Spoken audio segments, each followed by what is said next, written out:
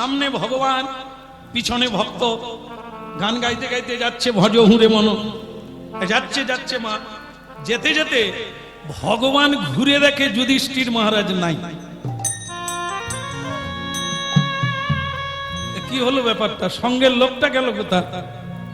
আরে মহারাজ গেলেন কোথায়? বলে এখানে। কোথায়? বলে এই যে এইখানে। কি করছেন ওখানে? বলে দারুণ একটা জিনিস। কি জিনিস? বলে আপনিও দেখলে অবাক হয়ে যাবে। তাই কি? তাই যুধিষ্ঠির মহারাজের কাছে এলেন। কি দেখছে? কি দেখে অবাক হয়ে গেলেন?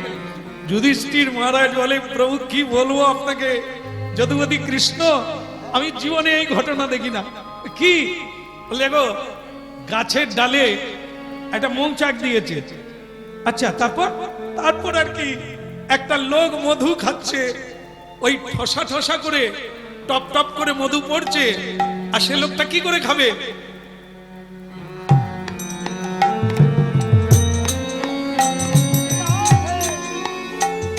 ভগবান বলে এ তো বেশ একটা বেশ মজাদার ঘটনা। দারুণ দারুণ দারুণ, খুব মজা হচ্ছে না? বলে দারুণ মজা। কখনো মুখে পড়ে, কখনো চোখে পড়ে। মানে যখন মধুটা পড়ে, কখনো আবার ঠোঁটে পড়লে, মানে মজা করে খাচ্ছে লোকটা। আমি এরকম মধু খাওয়া কখনো দেখিনি। একবার টাটকা ঝরে ঝরে পড়ছে টপ টপ করে, আর লোকটা এরকম করে মধু খাচ্ছে। মজা। কৃষ্ণ তুমি দেখো কিরকম। যুধিষ্ঠির মহারাজ বলে তুমি, কৃষ্ণ বলে তুমি মজা দেখো। তাই মজা দেখতে দেখতে হঠাৎ দেখলো একটা বিরাট সাপ, অজগর সর্প। সে বিরাট হাঁ করে ওই যে লোকটা মধু খাচ্ছে তার দিকে এগিয়ে যাচ্ছে। যুধিষ্ঠির মহারাজ বলে এ আবার কি হলো? এটা তো ঠিক না। লোকটা মজা করে মধু খাচ্ছে, সে তো জানেই না। বিরাট এক অজগর হাঁ করে এগিয়ে যাচ্ছে। অজগর তাড়াতাড়ি যেতে পারে না, ধীরে ধীরে করে এগিয়ে যাচ্ছে। ভক্তমন্ডলী মায়েরা, হরিনাম শুনছি আমরা, এ কোনো কাল্পনিক গল্প নয়, এ হচ্ছে বাস্তব জীবন। আপনারা আমরা তো ওই একই জায়গার লোক। ও যেমন মধু খাচ্ছে, ওর মৃত্যু ওকে খেতে যাচ্ছে, ও জানে না। আমরা সংসার বৃক্ষে কামরূপী যে মধুর চাক, যাকে মধু চক্র বলে, এইটার লোভে আমাদের কি কোনো জ্ঞানগম্য আছে যে আমি মরে যাব, আমার এটা উচিত নয়, ইহা কখনো উচিত নয়? আমরা ভাবতে পারি না। আমি মধু খাচ্ছি, সংসারের কামরূপী মধু, আর আমাকে খাওয়ার জন্য মৃত্যু ধীরে ধীরে করে এগিয়ে আসছে। এই হলো মানুষ বেহুশ। কেন হরিনাম শুনতে হবে? যদি না শুনবেন তো পিছিয়ে পড়বে, ভুগে যাবে। এটা অন্য কেউ আনেনি, এনেছেন মহাপ্রভু আমাদের কল্যাণের জন্য, তার কল্যাণের জন্য নয়। দিতে এসেছেন, যদি নিতে পারি বেঁচে গেলাম, যদি না নিতে পারি পিছিয়ে পড়লাম। আবার কীট পতঙ্গ, কৃমি কীট, পশু পক্ষীর গর্ভে গিয়ে জন্ম পাবো, সেদিন আর হরি বলা যাবে না।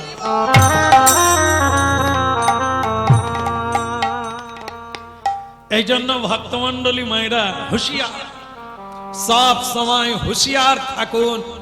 আপনি তো খাচ্ছেন, আপনাকেও যে কেউ খেতে পারে আপনি কল্পনা করেন?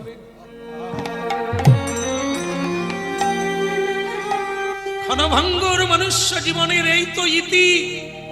মানুষ বেহুশ, মানুষ ভ্রান্তি বিলাসে মত্ত, তাই সত্যকে ধরতে পারে না। যুধিষ্ঠির মহারাজ বলছে কৃষ্ণ কি দেখলেন? বলে একটা অবাক কাণ্ড। কি? এই তো অবাক বললেন যে মধু খাচ্ছে, বলে তার চাইতেও অবাক। বলে কি? একটা সাপ তাকে খেতে যাচ্ছে, সে জানে না। বলে তা আস্তে আস্তে, তা আপনি কি করবেন? আপনি চলে আসুন, আমরা পালিয়ে যাই। এইখানে যুধিষ্ঠির মহারাজ আবার রেগে গেলেন। এইটাই তো তোমার দোষ। একটা লোক বিপদে পড়েছে, মরে যাবে, আর তুমি বলো আমরা পালিয়ে আসবো। এই জন্যই তো কুরুক্ষেত্রে এতগুলো মানুষ মরল, তোমার জন্য। ভগবান কৃষ্ণ হলে এখানেও এসে ঝাড় দেওয়া শুরু করলো। ঠিক আছে, আমার দ্বারা হবে না। আপনি কি করতে চান? আমি বাঁচাবো। আপনি ওই লোকটাকে বাঁচাবেন, গ্যারেন্টি। ও তোমার সঙ্গে আমার এই মানে কি বলবো, এই প্রতিযোগিতা থাকবে। আমি তোমাকে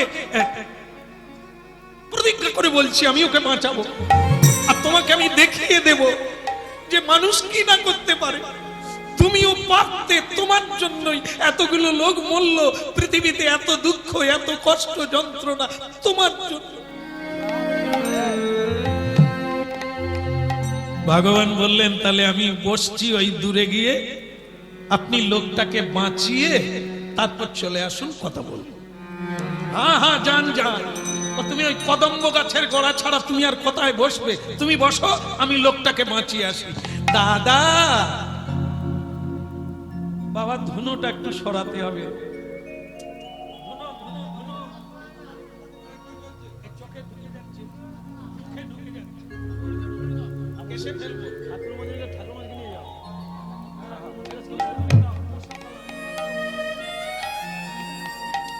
বলুন রাধা মাধব কি কি হচ্ছিল ভুলে গেলাম। বাঁচাবে, আপনাদের টেনশন তাহলে কমে গেল। যুধিষ্ঠির মহারাজ বলছে আমি গ্যারেন্টি দিলাম, ওকে বাঁচিয়ে তোমাকে আমি দেখিয়ে দেব, চেষ্টা করলে কি না হয়। ভগবান বলে তাই বটে, আপনি ওকে বাঁচিয়ে সুস্থ করে আমার কাছে আসুন। এইবার যুধিষ্ঠির মহারাজ তিনি ভাবলেন ওকে কি নামে ডাকবো, যে মধু খাচ্ছে। এর নাম তো জানা নাই, এখন কি বলে ডাকবে? যে মধু খাচ্ছে তাকে তো বলা যায় মধু দাদা, মধু দা বলা যায়, তাহলে বুঝতে পারবে যে বোধহয় আমাকেই। যুধিষ্ঠির মহারাজ বলছে দাদা, ও মধুদা। কি হলো রে বাবা, এদিকে তাকায়নি তো, খেয়েই যাচ্ছে। মধুদা, ও মধু দাদা, আরে ও মধু দাদা। সে কিন্তু কোনো দিকে তাকায় না।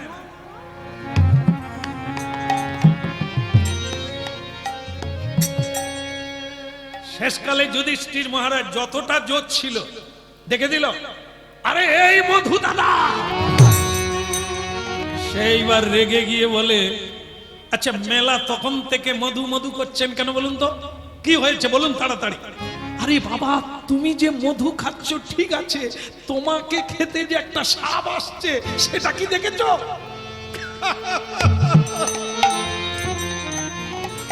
আরে যান যান যান, নিজের চরখায় তেল দেন।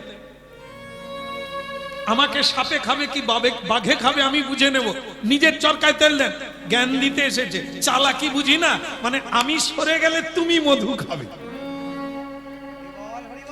যুধিষ্ঠির মহারাজ বলি তো জ্বালায় পড়লাম, আমি তারই মঙ্গল করতে যাচ্ছি, সে আবার উল্টে আমাকে চাপাচ্ছে। বলে ও সরে গেলে আমি মধু খাবো, মানে আমি চালাকি করছি। হ্যাঁ, আর ওই সময় ভগবান কৃষ্ণ দূর থেকে বলছো কাজ হলো না। না, লোকটা কি বাঁচলো? বলে আমি চেষ্টা করছি, তোমার মতো না, খালি পিরিক পিরিক বাঁশি বাজাতে জানো, মেয়েদের ডাকতে পারো, এই লোকটাকে বাঁচাতে পারো না। কৃষ্ণ বলে কজন আর লাগবে, একজন তো, আপনি করুন। বলে হ্যাঁ দেখিয়ে দেব। মধু দাদা বলে মেলা বকবক করে, নিজের চরকায় তেললেন তো মশাই, আমাকে আমার খেতে দেয়। এখানে এতদিন আমি আসছি, আমি জানি না এখানে সাপ আছে। আপনি যান, চালাকি করতে হবে না, যান। যুধিষ্ঠির মহারাজ বলে আমি কিভাবে তাকে বোঝাবো যে তুমি মরে যাবে আর একটু পরে, এইটাই তো বোঝাতে পারি না। ভক্তমন্ডলী মায়েরা, প্রতিদিন হাজার হাজার মানুষের সামনে হরিনাম গাইছে। আমরা যদি বোঝাতে পারতাম মানুষকে, তাহলে পৃথিবী বদলে যেত।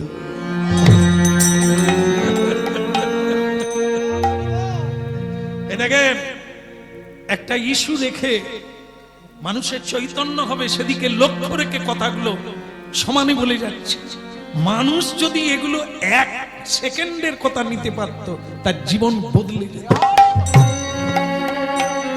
এই জন্য ভগবান কৃষ্ণ মাঝে মাঝে বলছে, হলো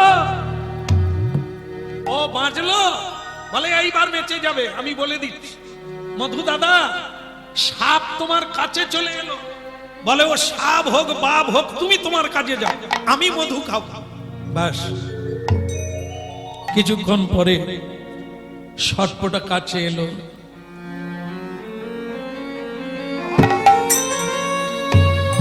ওরা সব জায়গায় ধরে না, মানুষের মুন্ডুটা ধরে। ওরা ধরে নিয়ে টানতে টানতে যুধিষ্ঠির মহারাজের সামনে দিয়ে চলে যাচ্ছে। যুধিষ্ঠির মহারাজ ফুপিয়ে ফুপিয়ে কেঁদে উঠল, চেষ্টা করেও লোকটাকে বাঁচাতে। আরে দুর্ভাগা, তুই কি মরতিস যদি কথাগুলো বলো, যদি আমি তো বাঁচার কথাই বলছিলাম, যে তুমি দেখো তোমাকে সাপ খেতে আসছে, কত চিৎকার করলাম।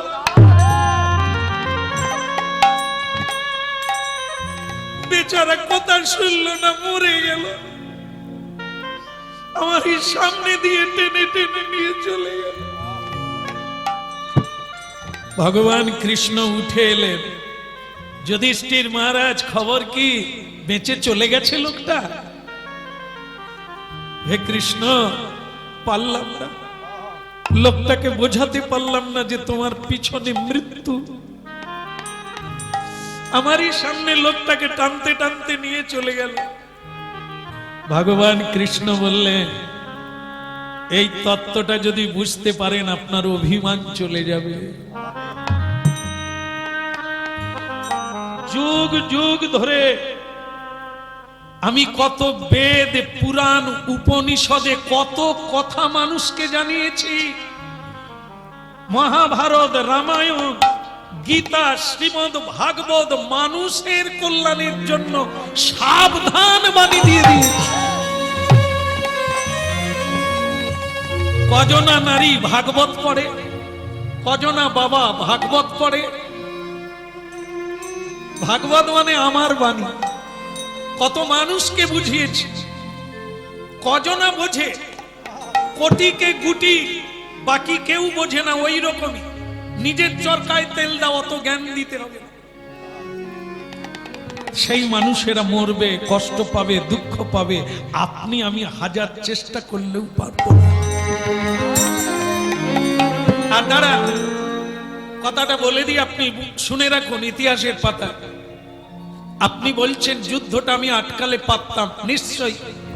আপনি জানেন, আপনাকে না বলে আমি শান্তির দূত হয়ে দুর্যোধনের কাছে গিয়েছি, হাত জোড়ো করে বলেছি, যুদ্ধে কোনোদিন কারো শান্তি হয় না।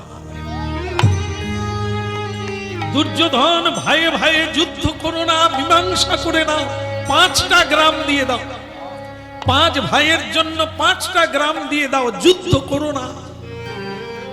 আপনি জানেন, যদি ধর্ম মানে দুর্যোধন আমাকে বলে দিল, বিনা যুদ্ধে নাহি দেব সুচাগ্র মেদিনী। আর আপনি বলছেন আমি যুদ্ধ বন্ধ করতে চাই না।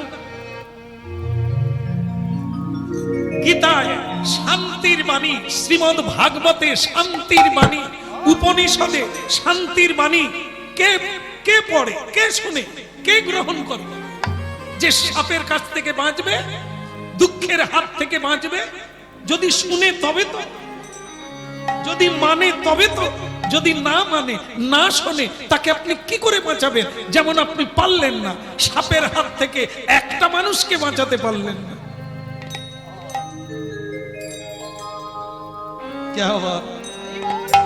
ভাবুন, এই হচ্ছে সত্য বাস্তবতা। এত মহাত্মা গান্ধী, নেতাজি সুভাষচন্দ্র, বিবেকানন্দ, রবীন্দ্রনাথ, তাদের ভারতবর্ষ, তারা এত বড় মহান হলো, তাদেরই বই পড়ে, তাদের রচনাবলী পড়ে আমরা পরীক্ষা দিয়ে ঘুষ নিচ্ছি, কিন্তু বিবেকানন্দ হতে পারলাম না। নেতাজি সুভাষচন্দ্র হতে পারলাম না, মহাত্মা গান্ধীর রচনা লিখলাম, পরীক্ষা দিলাম, নম্বর নিলাম, মহাত্মা গান্ধীর চরিত্র গ্রহণ করলাম। এটাই দুঃখের বিষয়। রচনার জন্য মহাত্মা গান্ধী নয়, মহাত্মা গান্ধীকে অনুসরণ করতে হবে, বিদ্যাসাগরকে অনুসরণ করতে হবে। তা না করে আমরা কেবল পড়ি নম্বরের জন্য, কিন্তু চরিত্রের জন্য নয়, জীবনের জন্য নয়। তাই জন্য ভগবান কৃষ্ণ বলছে, এর পরেও কি আপনি বলবেন আমার দোষে এত মানুষ কষ্ট পাচ্ছে? আমি তো প্রত্যেককে জানিয়ে দিয়েছি। এই যে কীর্তনের দ্বারা এত জানানো হচ্ছে, সেটা তো ভগবান জানাচ্ছে। যুধিষ্ঠির মহারাজ বললেন, কৃষ্ণ আমি বুঝতে পারিনি, তোমার উপর অভিমান করেছি, আমার সব অভিমান চলে গেল। মানুষ কষ্ট পাচ্ছে তার নিজের কর্মের।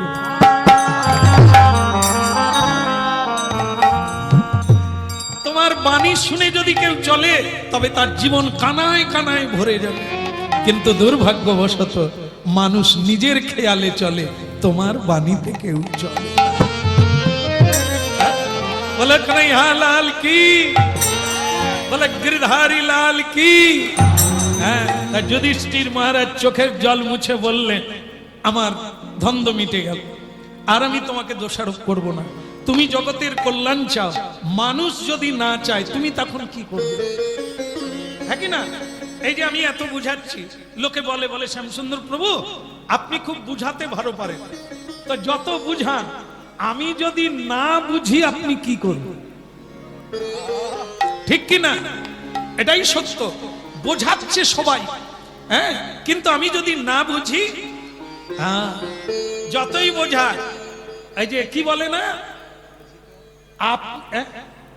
বলো বলো, হ্যাঁ, যদি বোঝে আপে, না হলে বোঝায় কার বাপে।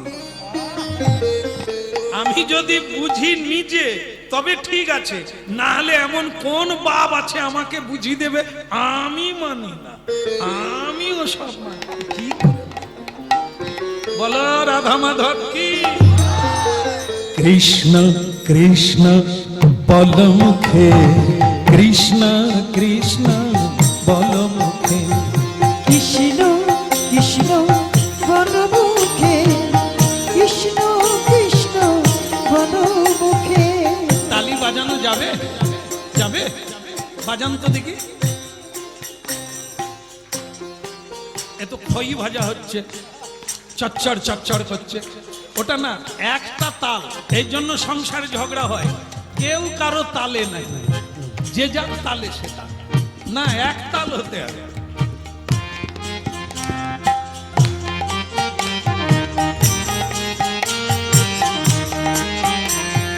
কৃষ্ণ কৃষ্ণ বল মুখে, কৃষ্ণ কৃষ্ণ বল, বলো বাবা,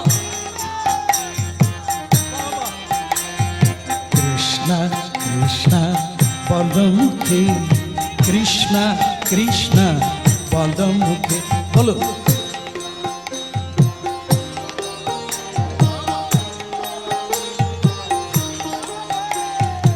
আমি বুক ভরে যাই অভাব মিটাই, নামে বুক ভরে যাই অভাব মিটাই,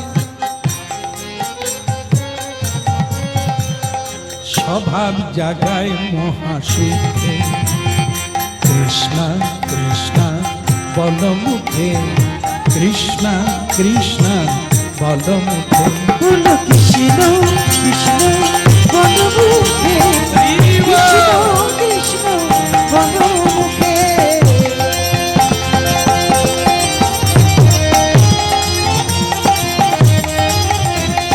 কৃষ্ণ কৃষ্ণ বল মুখে, কৃষ্ণ কৃষ্ণ বল মুখে, বলো কৃষ্ণ কৃষ্ণ বল মুখে, কৃষ্ণ কৃষ্ণ বল মুখে। নামে বুক ভরে যাই অভাব মিটাই, নামে বুক ভরে যায়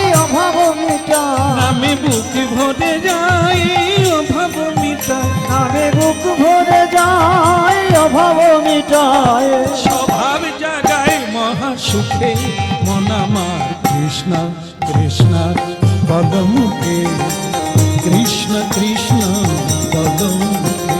কৃষ্ণ কৃষ্ণ বলো মুখে, কৃষ্ণ কৃষ্ণ বলো মুখে।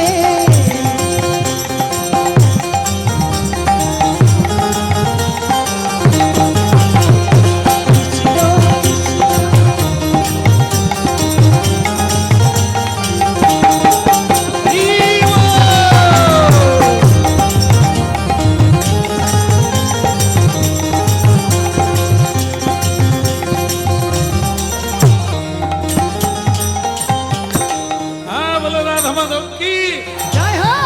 কৃষ্ণ কৃষ্ণ কি, ওদিকের হলো কি? না না, আমি ওই যুধিষ্ঠির মহারাজ আর ভগবান কৃষ্ণ তারপরে কি করলেন, কত ঘটনা হয়ে গেল। যুধিষ্ঠির মহারাজ ক্ষমা চাইলেন, আমার ভুল বোঝা হয়েছে। হ্যাঁ, আপনি সবসময় মালিক মানুষের কল্যাণ। কি হয়েছে, দুঃখ করছো কেন? এই যে মানে গ্রীষ্মের দিনে একটা ডোবা, তাতে কিছু মাছ ছিল। হ্যাঁ, তা সেই মাছগুলোকে বাঁচাবার জন্য কৃষক ঠিক করলো একটা বড় হাঁড়িতে করে জল আনবো, জল এনে মাছগুলোকে হাঁড়িতে ঢালবো, অন্য পুকুরে গিয়ে ছেড়ে দেবো জলাশয়। চিন্তা করলো, মাছেরা মিটিং করলো, বলে ভাইয়া কৃষক এসে দেখে নিয়েছে জল কমেছে, আমাদের ধরে নিয়ে এক কড়ায় তুলে দেবে, খেয়ে নেবে। আমরা বরং এক কাজ করব, পালিয়ে যাব। এখন কৃষক মাছগুলোকে ধরে একটা বড় হাঁড়ির মধ্যে দিয়ে দিয়েছে, দিয়ে হাঁড়িটাকে মাথায় করে নিয়ে একটা মাঠের উপর দিয়ে অন্য পুকুরে ছাড়ার জন্য যাচ্ছে। ও মায়েরা, শোনা যাচ্ছে? শোনা যাচ্ছে? ও আচ্ছা, ঠিক আছে, শুনো। তাই এরকম যাচ্ছে। এখন মাছেরা মিটিং করে বলছে, এই তালে পালিয়ে চল, না হলে কড়াই ভেজে খেয়ে নে। এইবার মনে করুন ফাঁকা মাঠের উপর দিয়ে যাচ্ছে, মানে যেখানে ধান জমি, মাঠ ফেটে গেছে শুকনো, তার উপর দিয়ে হাঁড়িতে করে নিয়ে যাচ্ছে। মাছেরা বলে আমাদের মেরে ফেলবে, চল আমরা বরং লাফিয়ে পালিয়ে যাই। এখন আপনারা বলুন, মাছেরা বলছে আমাদের মেরে ফেলবে, কথাটা কি ঠিক? কথাটা কি ঠিক? কৃষক মাথায় করে কেন নিয়ে যাচ্ছে? বাঁচাবার জন্য না মারার জন্য? বাঁচাবার জন্য। মাছেরা কি চিন্তা করলো? পালিয়ে যাই চল। এইবার মনে করুন হাঁড়ি থেকে যদি লাফিয়ে পড়ে, পুকুরে পড়বে কি? একবারে ধুধুমা, কোনো জায়গায় কোনো ডোবা খাল বিল কিচ্ছু নাই, ফাঁকা মাঠে পড়ে গেল। আর লোকটা বুঝতে পারে না, যেহেতু হাঁড়ি ভর্তি জল, সে জানে সব ঠিকঠাক আছে। এরা এক এক করে সব লাফিয়ে পড়ে গেল। খড়ি বনেই শ্রীগাল ছিল, বেরিয়ে টুকটুক করে ধরে নিল। এবার বলুন, কৃষক ওদের বাঁচাতে চেয়েছিল, কিন্তু নিজেদের দোষে। ভগবান সাধু সন্ত সব সময় আমাদের বাঁচাতে চায়, আমরা বেশি চালাক, লাফালাফি করি।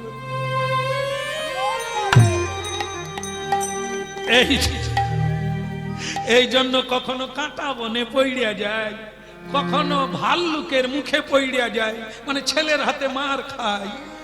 এই বিষয় বৈভাবে পড়িয়া যায়, এ পড়িয়া গিয়া নিজে মরিয়া যাইতে শ্রীকৃষ্ণ কি করিবে?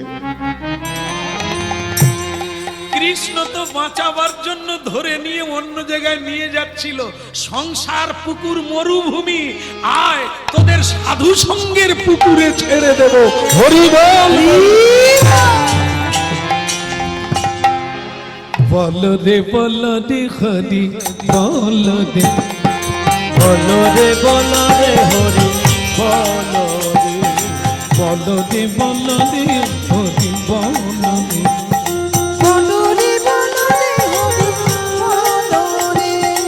হরি বল রে, হরি বল রে, হরি বল রে, হরি বল রে, হরি বল রে, হরি বল রে, ওই হরি বল রে, হরি বল রে।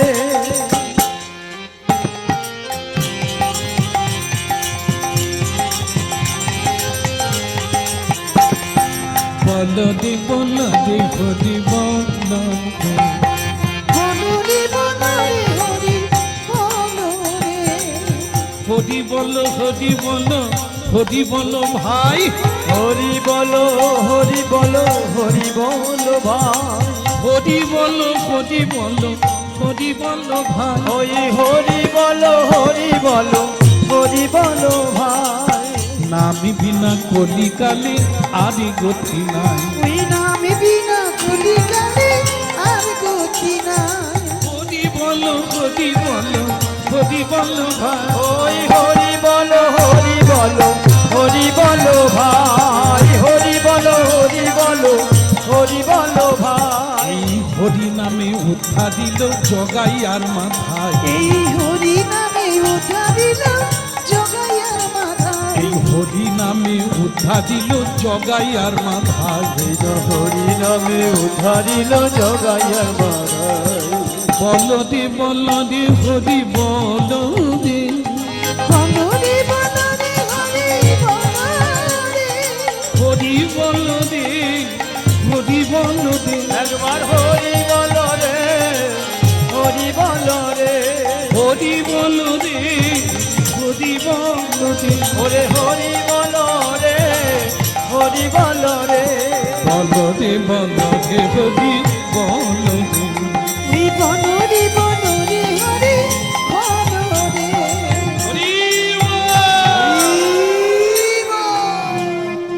আচ্ছা আমি একটা কথা বলি বলি নাকি বলি যাক আপনারা খুব খুশিতে আছেন বললে কোনো কষ্ট হবে না তা যুধিষ্ঠির মহারাজ বলছেন আচ্ছা কৃষ্ণ এ সবই শুনলাম তোমার কেউ কথা শোনে না গীতা ভাগবত পড়ে না সাধুর কথা মানে না এটা বুঝে নিলাম তাই মানুষ কষ্ট পাচ্ছে আচ্ছা পৃথিবীতে এমন কি কেউ নেই যে মেনে চলছে তোমার বাণী মেনে চলছে সেই ভক্ত কি নাই পৃথিবীতে কেন থাকবে না কেন থাকবে না? সবই আছে এ চা এই মানে তেলে ভাজা দোকানও আছে আর মিষ্টি দোকানও আছে তেলে ভাজা দোকানে লাইন পড়ে গেছে মিষ্টি দোকানে মাছি উঠছে কেন দেখেননি আপনারা আপনাদের এখানে আমি তো দেখে এলাম এই তো বাজার দিয়ে এলাম তেলে ভাজা দোকানে দাঁড়িয়ে আছে দাদা আমার 15 টাকা দাদা আমার 12টা গিন্নি বলে দিয়েছে রান্না করবে না এই চপ নিয়ে গেলে আর তার পাশেই মিষ্টান্ন ভান্ডার সে খালি মাছি তারা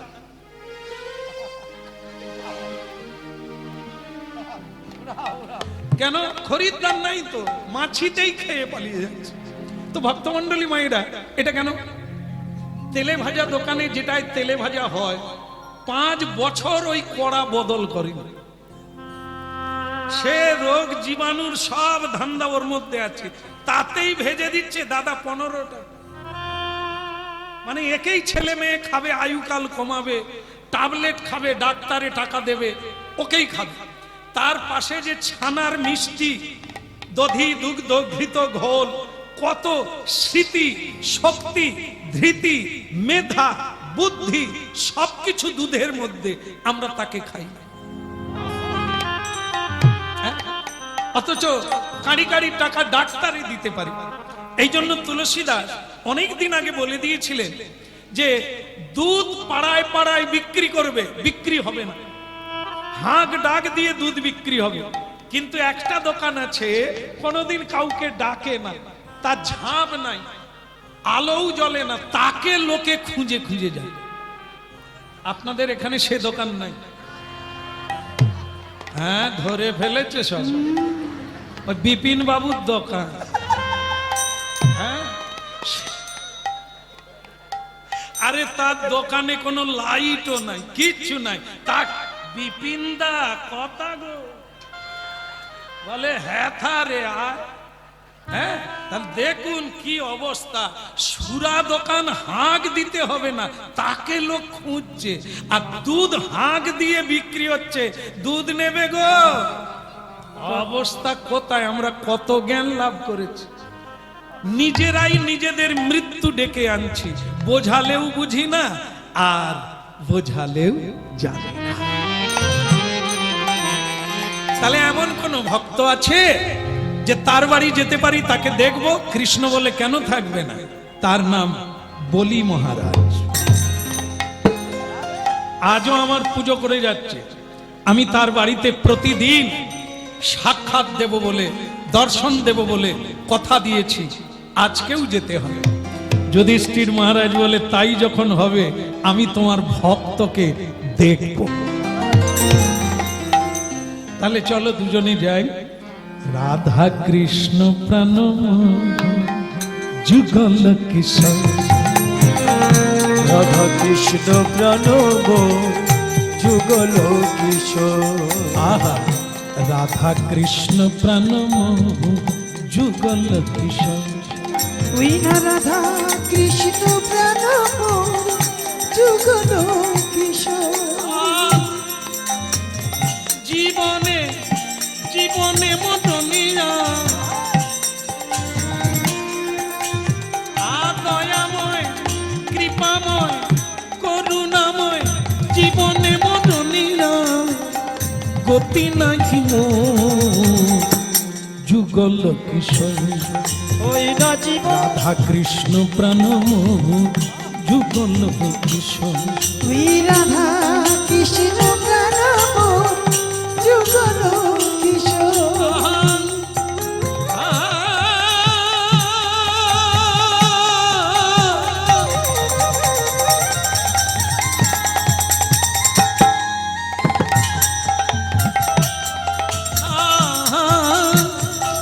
কালিন্দি রকুলে কেলি রকুলে বাদাম বেরোব, কালিনীর কুলে কেলি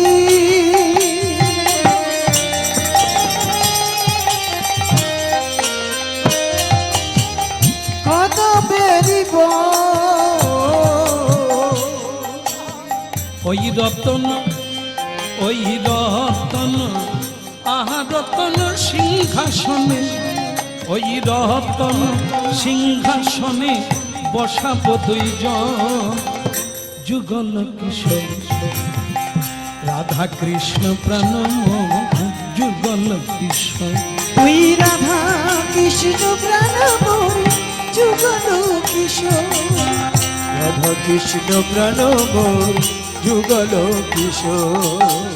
শ্যামগরি অঙ্গে দেব চন্দনের গন্ধ, শ্যাম গৌরী অঙ্গে দেব চন্দনের গন্ধ চামর ডুলাব কবে হেরি মুখ চান্দ, ওই না চামর ঢুলাব কবে হেরি মুখ চন্দ্র। আহা চামর ডুলাব কবে হেরি মুখ চান্দ। চামর ঝুলাব কবে হেরি মুখ চন্দ্র। রাধা কৃষ্ণ প্রাণ যুগল কিশোর। ওই রাধা কৃষ্ণ প্রাণ মোর যুগল কিশোর। কাঁদি যা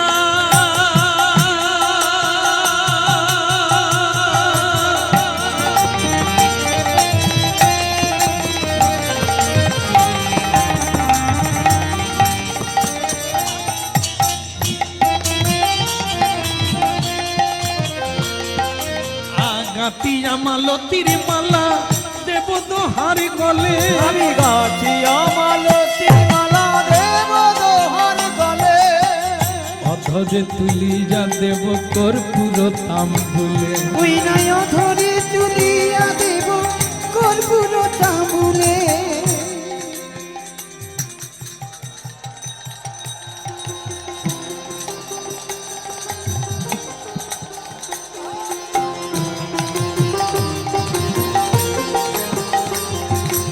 অধরে তুলিয়া দেব কর্পূর তাম্বুলে। ওই অধরে তুলিয়া দেব কর্পূর তাম্বুলে। রাধা কৃষ্ণ প্রাণ যুগল কিশোর। ওই রাধা কৃষ্ণ প্রাণ মোর যুগল কিশোর। ললিতা বিশাখায় আদি যত সখী বৃন্দ, ললিতা বিশাখায় আদি যত সখী বৃন্দ। ললিতা বিশাখায় আদি যত সখী বৃন্দ, ওই ললিতা বিশাখায় আদি যত সখী বৃন্দ। আজ্ঞাতে প্রজীব আজ্ঞাতে করিব সেবা চরণার বৃন্দ দে আজ্ঞাতে ওই জয় আজ্ঞাতে করিব সেবা চরণার বিন্দ রে রাধা কৃষ্ণ প্রাণ যুগল কিশোর ওই রাধা কৃষ্ণ প্রাণময় যুগল কিশোর শ্রীকৃষ্ণ চৈতন্য প্রভু দাসের অনুদান শ্রীকৃষ্ণ চৈতন্য প্রভু দাসের অনুদান ওই সেবায় অভিলাষ চাহে নরোত্তম দাস ওই না সেবায় অভিলাষ চাহে নরোত্তম দাস সেবায় অভিলাষ চাহে নরোত্তম দাস হরি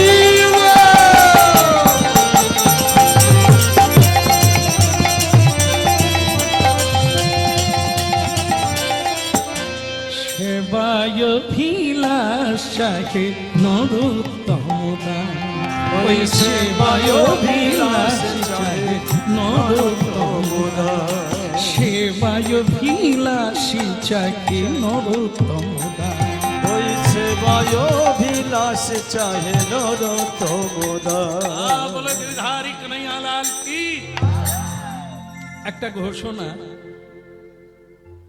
সেটা হচ্ছে আজকের এই পবিত্র হরিবাস, দিব্য হরিবাস আপনাদের দানে দক্ষিণায় ভালোবাসা গড়ে উঠেছে। আমি কমিটি একটা আবেদন রেখেছি যে আমরা ভিখারি হয়ে আমরা ভক্তদের কাছে ভিক্ষা করতে চাই। তারপরে যদি যায় তখন আপনাদের সাধ্য অনুসারে দান করে আপনারা নিজেদের জীবনকে ধন্য করবেন, এইটুকু বলার। কেমন? নিতাই গৌর। রাধা কৃষ্ণ প্রাণ যুগল কিশোর